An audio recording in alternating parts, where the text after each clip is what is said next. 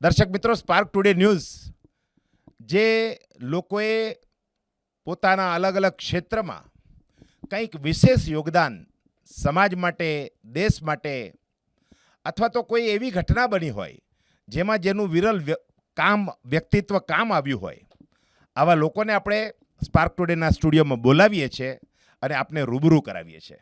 દર્શક મિત્રો, આજે પણ એક એવી વિરલ વિભૂતિ, એવી ડાયનેમિક પર્સનાલિટી જેની સાથે અમે આપને રૂબરૂ કરાવવા જઈ રહ્યા છે.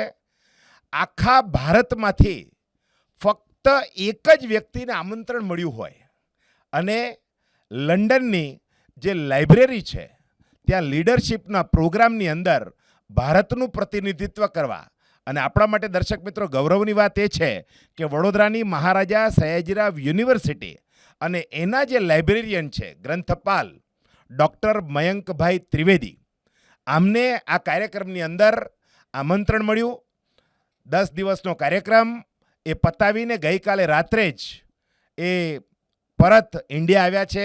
મુંબઈ એરપોર્ટ પર ઉતર્યા ત્યારે જ મારી વાત થઈ કે આવતીકાલે સાહેબ આપણે એક સરસ મજાનો આપણે ત્યાં શું કરીને આવ્યા, ત્યાં શું જોયું તમે, અને આપણા દેશ માટે, આપણા યુનિવર્સિટી માટે, વિદ્યાર્થીઓ માટે આપણે નવું શું કરી શકીએ, એના માટે આજે એક સરસ મજાનો રસપ્રદ, તમને ખૂબ મજા આવે, જાણવાની પણ ખૂબ મજા આવશે એવું એક કાર્યક્રમ આપણે સ્પાર્ક સ્ટુડિયોમાં મયંકભાઈ ત્રિવેદી, ડૉક્ટર મયંકભાઈ ત્રિવેદી ખાસ પધાર્યા છે.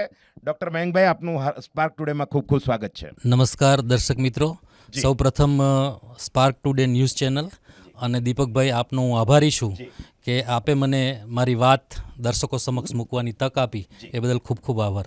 જી, આપણે ડૉક્ટર મયંકભાઈ ત્રિવેદી વિશે એમનો થોડોક ટૂંકમાં સંક્ષિપ્ત પરિચય જોઈએ. બાલ્યકાળથી ખૂબ સંઘર્ષની અંદર એમને પોતાનું જીવન વિતાવ્યું અને એક નવી ઊંચાઈ એમને પ્રાપ્ત કરી છે. દર્શક મિત્રો, 80થી વધારે રિસર્ચ પેપર જેને પબ્લિશ કર્યા હોય નેશનલ અને ઇન્ટરનેશનલ જર્નલમાં, એવા છે આપણા ડૉક્ટર મયંકભાઈ ત્રિવેદી.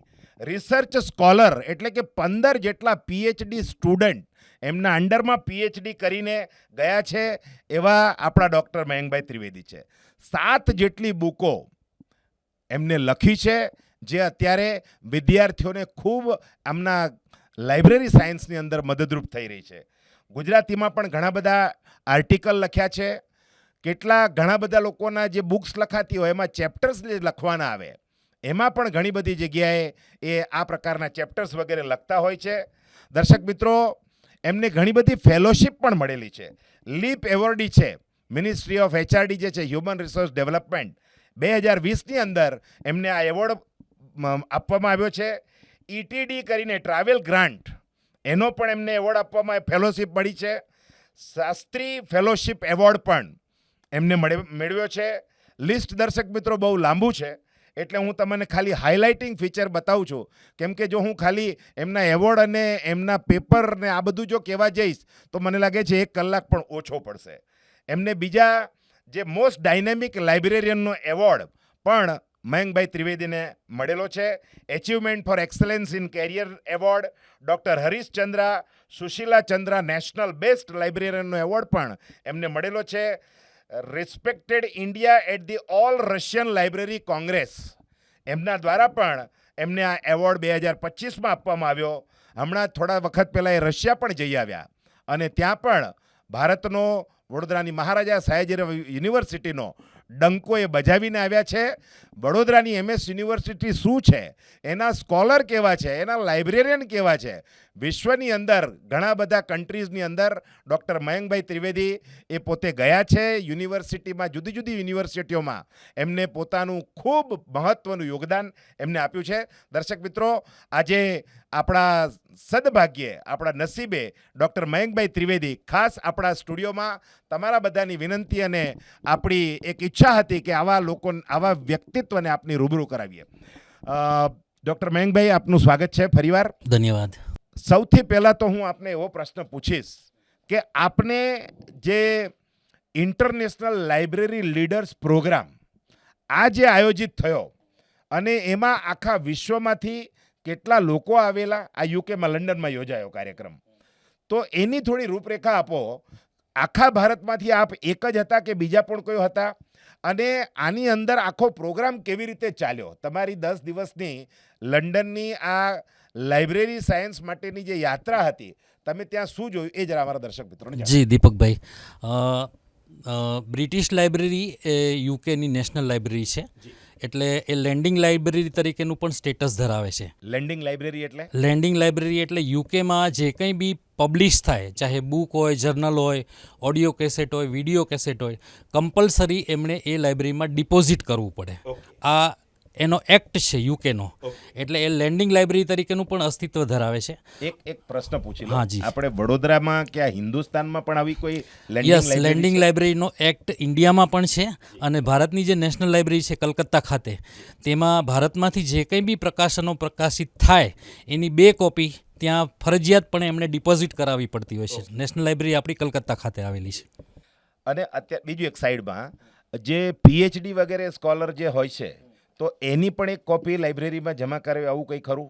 હા, પીએચડીની થીસીસ તો યુજીસીએ 2010માં એક એક્ટ બહાર પાડ્યો કે પીએચડીની થીસીસ બધાએ ફરજિયાતપણે ડિપોઝિટ કરાવવાની, અને એક પ્લેટફોર્મ બનાવેલું છે જેનું નામ છે શોધગંગા.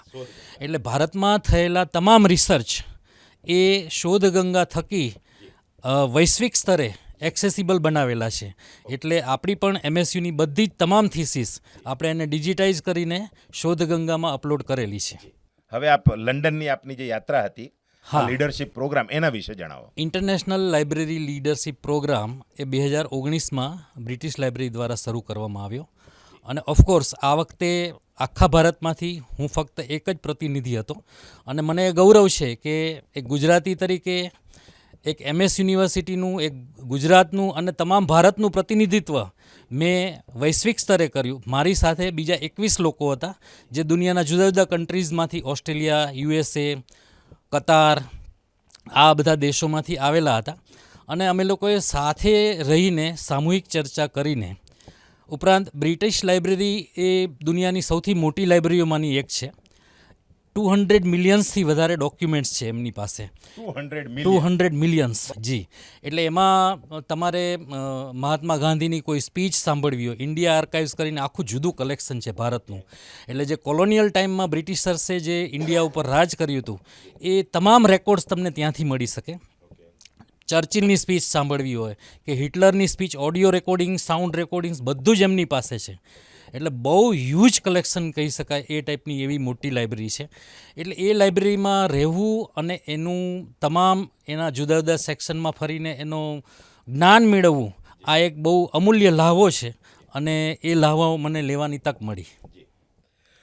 આ જે કાર્યક્રમ હતો, કેટલા દિવસ અને એમાં કેવા પ્રકારના સેશન્સ વગેરે રાખ્યા હતા, અને આપની રજૂઆત એ કેવા પ્રકારની હતી? હા, એમાં એ લોકોએ એમનું એક બીજું સેન્ટર બોસ્ટન સ્પા કરીને બનાવેલું છે.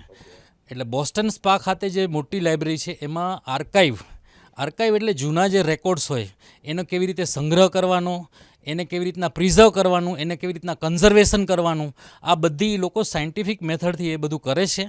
એ તમામ વસ્તુઓને તમામ સેક્શનની અમે મુલાકાત લીધી. ન્યૂઝપેપર આર્કાઇવ્સ છે, એટલે 17મી સદીના ન્યૂઝપેપર પણ તમારે વાંચવા હોય તો એ પણ તમને ત્યાંથી વાંચવા મળી શકે.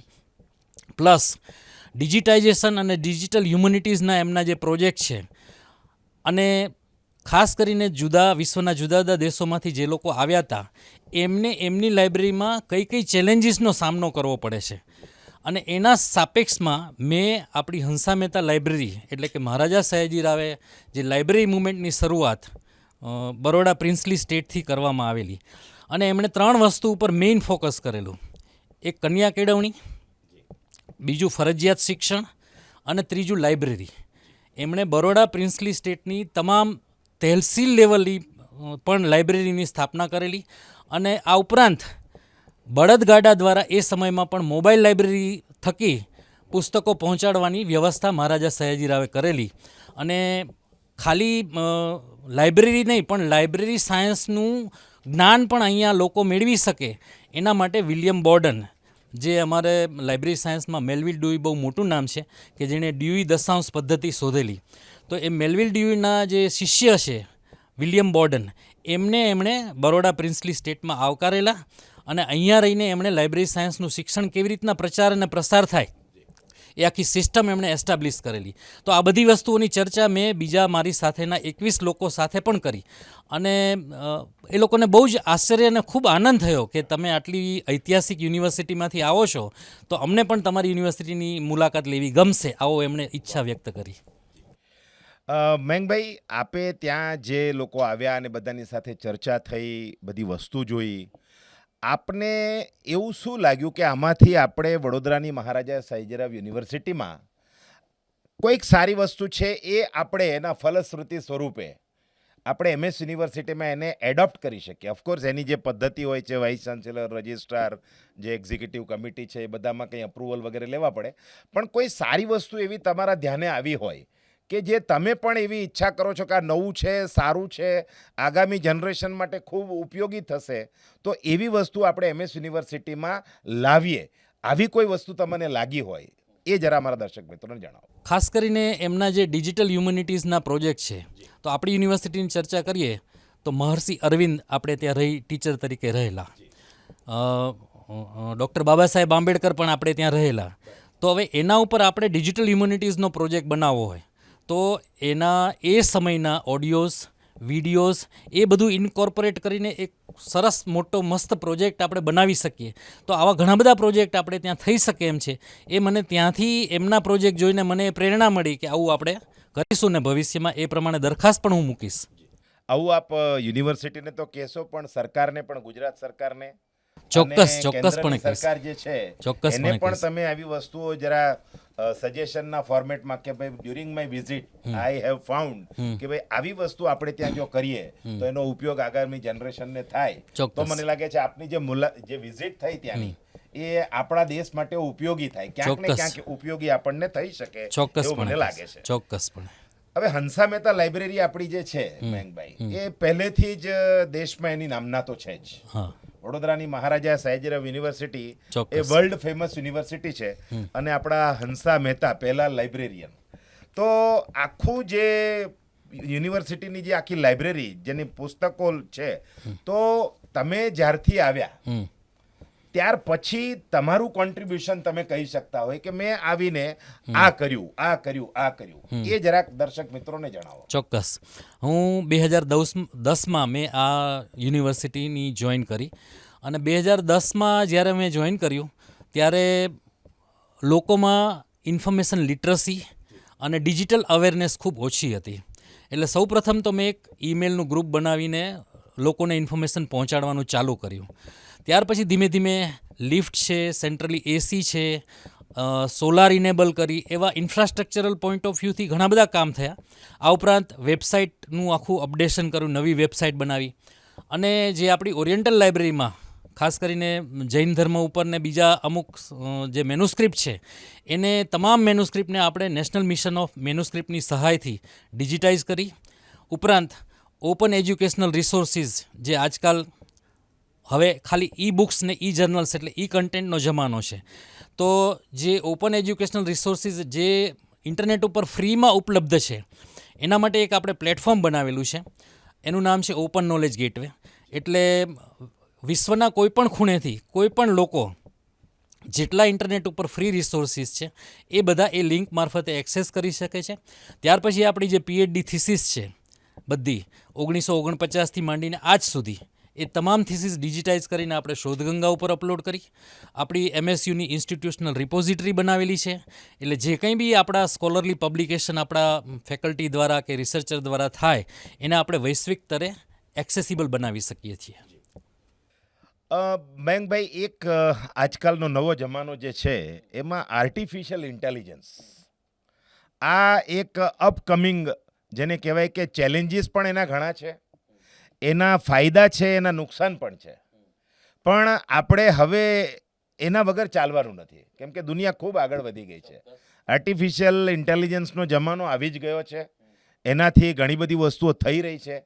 તો આપણે એના જે નેગેટિવ પાસા છે એને ઘટાડીને પોઝિટિવલી આનો ઉપયોગ કેવી રીતે કરી શકીએ આપણે લાઇબ્રેરીમાં, અને જેનો ફાયદો આપણા વિદ્યાર્થીઓને મળી શકે, એવું કંઈક આપના દિમાગમાં હોય તો જરા જણાવો. દીપકભાઈ, આપે ખૂબ સરસ પ્રશ્ન પૂછ્યો અને મને એ જણાવતા આનંદ થશે, દર્શકોને પણ અને આપને પણ જણાવતા આનંદ થશે કે આપણા જે અત્યારના વર્તમાન વાઇસ ચાન્સેલર પ્રોફેસર ભાલચંદ્ર ભાણગે, એમણે આર્ટિફિશિયલ ઇન્ટેલિજન્સ જેનો આપણે એથિકલ ઉપયોગ કરવાનો છે, એટલે બહુ વિવેક બુદ્ધિ વાપરીને એનો ઉપયોગ કરવાનો છે.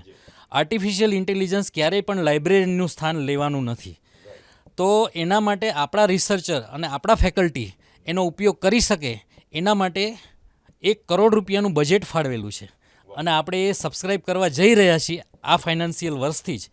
અને આપણા વાઇસ ચાન્સેલર ખૂબ સારા વૈજ્ઞાનિક પણ છે પોતે, એટલે આ વસ્તુને ખૂબ સારી રીતે સમજે છે.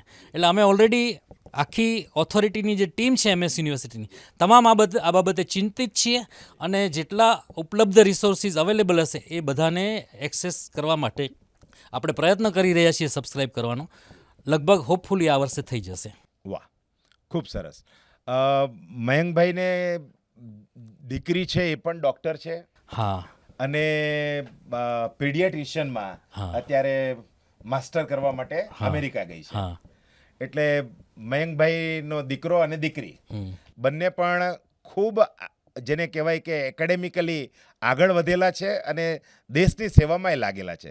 મયંકભાઈ, એક છેલ્લો સવાલ એવો પૂછું આપને કે આ આખો પ્રોગ્રામ તમે ત્યાં જઈ આવ્યા 10 દિવસની તમારી મુલાકાત દરમિયાન એવી કઈ કઈ વસ્તુઓ છે જેનાથી તમે પ્રભાવિત થયા અને તમે ભારતના પ્રતિનિધિ તરીકે, મહારાજા સાયજરાવ યુનિવર્સિટીના ગ્રંથપાલ તરીકે, લાઇબ્રેરિયન તરીકે ત્યાં એ લોકોને શું સંદેશ આપ્યો? હા, આપણી જે યુનિવર્સિટીની જે લીગસી છે એમાં મહારાજા સાહેબે જે 1911માં લાઇબ્રેરી મુવમેન્ટની શરૂઆત કરેલી, તો આજકાલ દરેક લાઇબ્રેરીને એક પ્રશ્ન સતાવી રહ્યો છે કે રીડર્સ લાઇબ્રેરીમાં આવતા નથી. તો રીડિંગ ખૂબ ઇમ્પોર્ટન્ટ છે. એટલે રીડિંગ વધારવા માટે શું શું થઈ શકે. અને એક વસ્તુ દીપકભાઈ આપને હું કહીશ કે કોઈ પણ સંસ્થા લાઇબ્રેરી વગરની નહીં હોઈ શકે. શૈક્ષણિક સંસ્થા, ચાહે સ્કૂલ હોય, કોલેજ હોય કે યુનિવર્સિટી હોય. મોરારી બાપુ, આપણા ગુજરાતના જે સંત છે મોરારી બાપુ, એવું કહે છે કે જે ઘરમાં સારા 10 પુસ્તક ન હોય ત્યાં દીકરી નહીં દેવી અને એને ત્યાંથી દીકરો લેવો પણ નહીં. એટલે પુસ્તકોનું મહત્વ આપણા સંતોએ પણ બતાવ્યું છે. ઓફકોર્સ અમારા જૈન શાસનની અંદર, જૈનમાં હમણાં જ જે વર્તમાન ગચ્છાધિપતિ છે અમારા ધર્મધુરંદર સુરી મહારાજ સાહેબ, એ જ્યારે અહીંયા વચ્ચે હમણાં વડોદરા પધારીને ગયા, એક તમને ખબર હોય તો ભારત સરકારે આને ફંડ પણ આપ્યું છે અને જે બધી મેન્યુસ્ક્રિપ્ટ છે આખા ભારતમાંથી ક્યાં કેટલી પડી છે એનું એક સરસ મજાની મૂવમેન્ટ ચાલી રહી છે.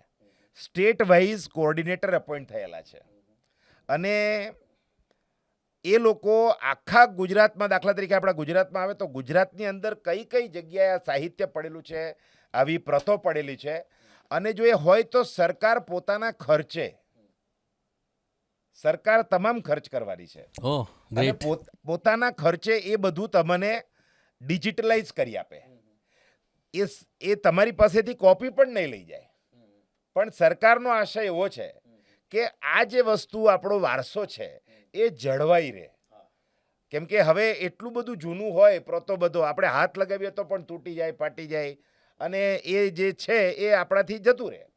તો આવું ના થાય એટલા માટે સરકારે પણ અત્યારે આ કર્યું છે.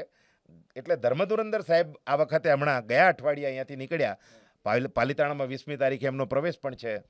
તો એમને એક ડૉક્ટર સરોજબેન કરીને એ આવવાના છે. હું આપની પાસે પણ લઈ આવીશ, કેમ કે આપની પણ જરૂર પડશે આમાં. અને ઓરિએન્ટલ ઇન્સ્ટિટ્યૂટમાં પણ આપણી પાસે આવી ઘણી બધી છે. તો જે વસ્તુ આવી ડિજિટલાઇઝેશનમાં બાકી હોય, પાંડુલિપિ હોય કે આવું બધું, તો એમાં સરકારે પોતે રસ લઈને આ કરી રહી છે કે આ ખૂબ આપણો વારસો અગત્યનો છે અને એનો જળવાવો જોઈએ. મને લાગે છે આ જળવાવાળું કામ છે એ આખો એરિયા તમારો છે. દીપકભાઈ, અત્યારે જે લોકોની ડિમાન્ડ બદલાતી જાય છે, એટલા માટે બદલાય છે કે કન્ટેન્ટનું સ્વરૂપ પણ બદલાઈ ગયું છે અને આર્ટિફિશિયલ ઇન્ટેલિજન્સનો જમાનો છે. એટલે પહેલાં એવું કહેવાતું કે લાઇબ્રેરિયન એટલે પુસ્તકો લેવા અને આપવા. એ લાઇબ્રેરિયનનો રોલ હવે ટોટલી ચેન્જ થઈ ગયો છે. કેમ કે સિમિલારિટી ચેકિંગ, પછી રિસર્ચ ડેટા મેનેજમેન્ટ હું આપને વાત કરું તો લગભગ MS યુનિવર્સિટીમાં એવરેજ દર વર્ષે 500 જેટલા પબ્લિકેશન થાય છે બધા આપણા સાયન્ટિસ્ટો અને રિસર્ચરને ફેકલ્ટી દ્વારા.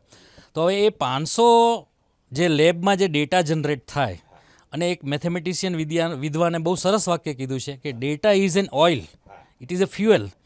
તો ડેટાને પ્રિઝર્વ કરવાનું કામ, માની લો કે કોઈ ફેકલ્ટી MS યુનિવર્સિટી છોડીને બીજી સંસ્થામાં ગયા, તો એ ડેટા લાઈફ ટાઈમ એની સાથે જળવાઈ રહે.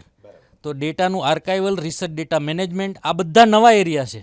સાઇટેશનની જુદી જુદી સ્ટાઇલ, આ બધું જ કામ લાઇબ્રેરીને કરવાનું આવશે. એટલે ઘણા બધા નવા એરિયા ખુલેલા છે. તો લાઇબ્રેરીની તો વધારે જરૂર રહેવાની છે. મિસઇન્ફોર્મેશન, ડિસઇન્ફોર્મેશનનો જમાનો છે. તો ઓથેન્ટિક, કેમ કે અત્યારે થાઉઝન્ડ્સ ઓફ વેબ પેજીસ દરરોજ ગૂગલમાં ને બધે ઇન્ટરનેટ ઉપર એડ થાય છે. એમાંથી ઓથેન્ટિક માહિતી શોધવી એ બહુ અઘરું કામ છે. એટલે લાઇબ્રેરીની તો વધારે જરૂરિયાત રહે. માહિતી પુષ્કળ, વિસ્ફોટ છે, પણ એમાંથી ઓથેન્ટિક માહિતી શોધવી બહુ અઘરું છે. મને લાગે છે આના માટે કંઈક કોઈક કાયદાનો કે એવો તેવો કંઈક થવો જોઈએ, કેમ કે આવી ખોટી માહિતી અપલોડ કેવી રીતે થઈ જાય, તો એના ચેક કે એવું તેવું પણ મને લાગે છે કરવું જોઈએ, કે જેથી ખોટી માહિતી આગળ સ્પ્રેડ ના થાય બીજા. રાઈટ.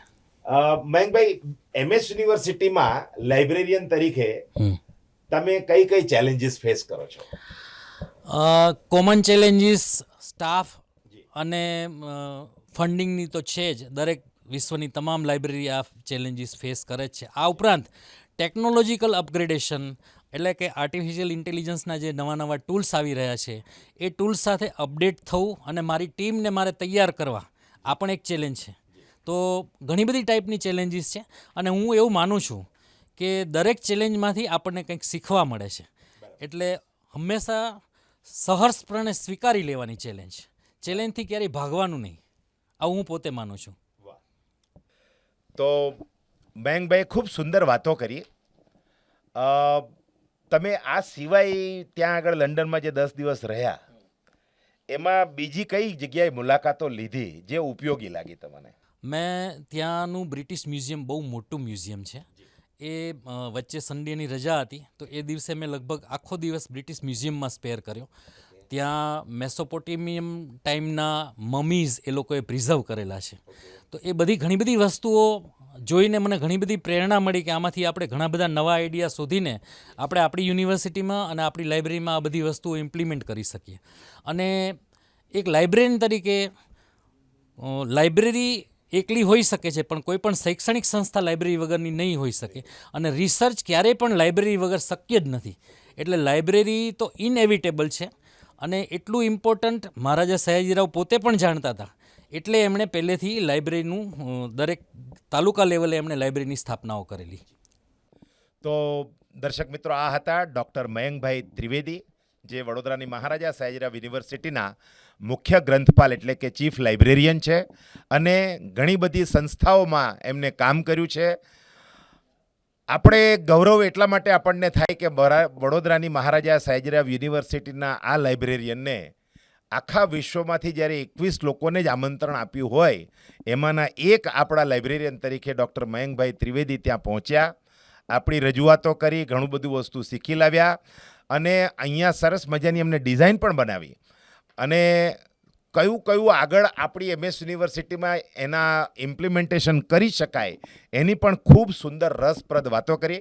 મયંકભાઈ, આજે આપણે અમારા સ્પાર્ક ટુડેના સ્ટુડિયોમાં પધાર્યા, આપનો ખૂબ ખૂબ આભાર, ધન્યવાદ. દીપકભાઈ, વાત પૂર્ણ કરતા પહેલા છેલ્લી વાત કરી દઈશ. ભવિષ્યના આયોજનો માટે અમે 2-3 પ્રપોઝલ યુનિવર્સિટી ઓથોરિટી પાસે મૂકેલી છે. ઓકે.